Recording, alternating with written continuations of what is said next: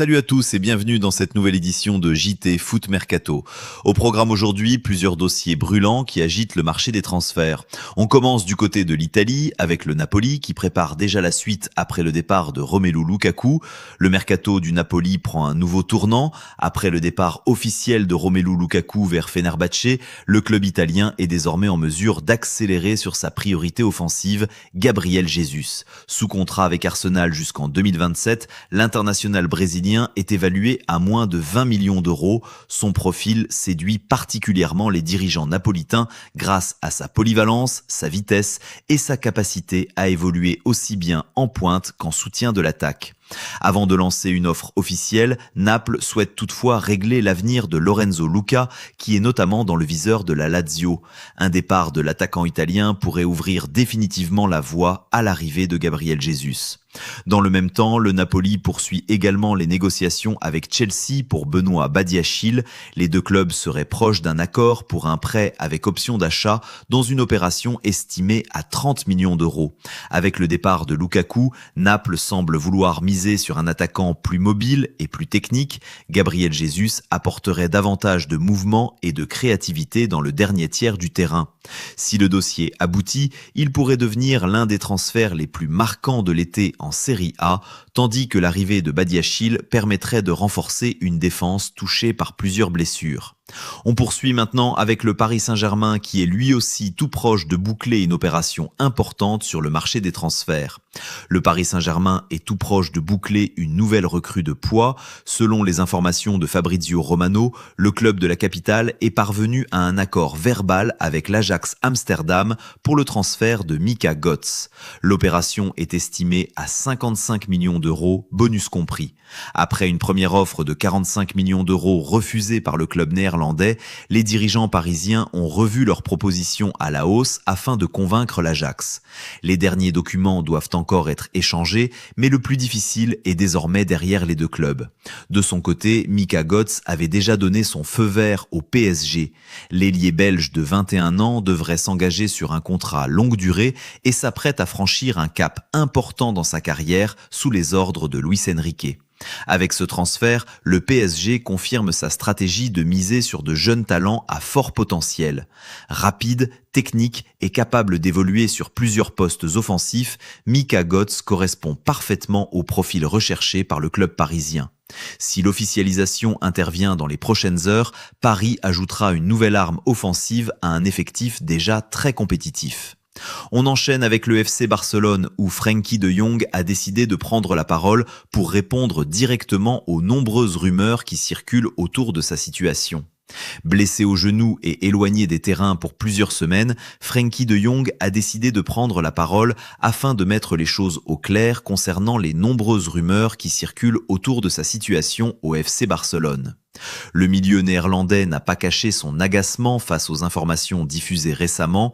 J'ai remarqué qu'il y a beaucoup de bruit et de fausses informations autour de moi ces derniers temps et cela me dérange beaucoup. Je suis venu ici pour clarifier certaines choses.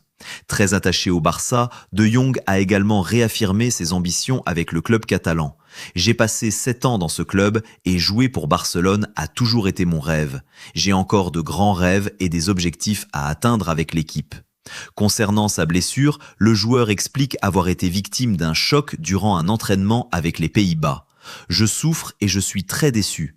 Ce que j'aime le plus, c'est jouer au football. Quelqu'un est tombé sur moi pendant la Coupe du Monde à l'entraînement et les choses ont mal tourné. De Jong assure surtout que les premiers examens ne l'avaient pas empêché de poursuivre. Nous avons fait des examens et tout le monde m'a dit que je pouvais continuer à jouer. C'est pour cela que j'ai continué à jouer. Mais après son retour au Barça, la situation s'est révélée beaucoup plus sérieuse. Ils ont révélé que la blessure était devenue plus grave qu'elle ne l'était aux États-Unis. Ça a été un choc brutal que personne n'avait prévu. Maintenant, je dois m'arrêter et me concentrer sur ma récupération. Je travaille actuellement de manière spécifique avec des préparateurs physiques. Nous avons mis en place un plan de récupération avec l'accord de tout le monde au club. Enfin, Frenkie de Jong s'est montré particulièrement virulent envers certaines informations le concernant, notamment celles affirmant qu'il aurait refusé de jouer contre l'Atlético de Madrid. Cette sortie médiatique est particulièrement forte. Frenkie de Jong veut clairement reprendre le contrôle de son récit et couper court aux accusations concernant son comportement. Son message est également très clair sur son avenir. Malgré les difficultés et les rumeurs, le Néerlandais affirme toujours être pleinement investi dans son aventure avec le FC Barcelone.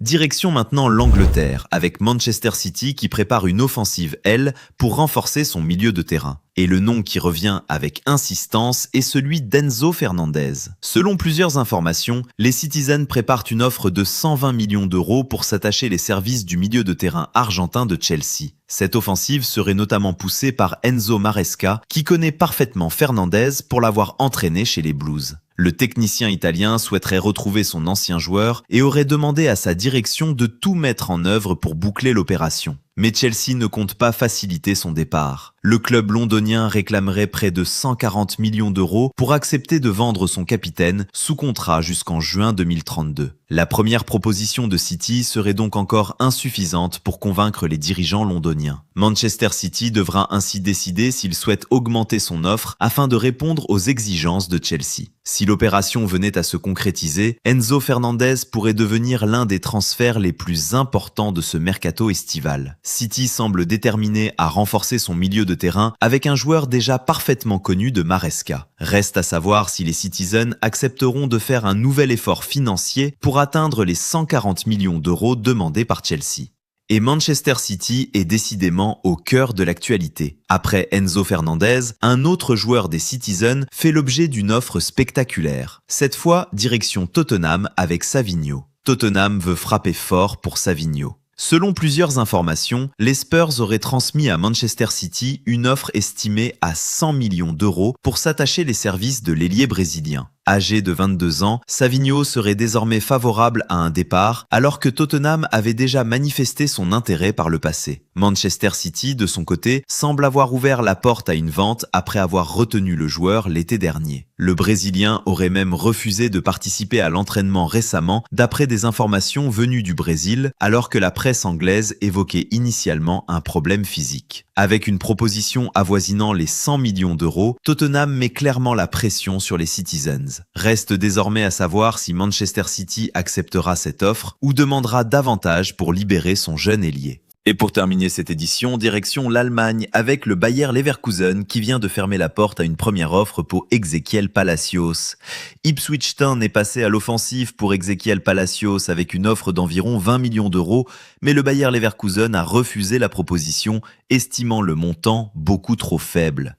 L'information a été révélée par Florian Plettenberg, journaliste de Sky Sport Allemagne, qui précise également que les négociations sont actuellement bloquées.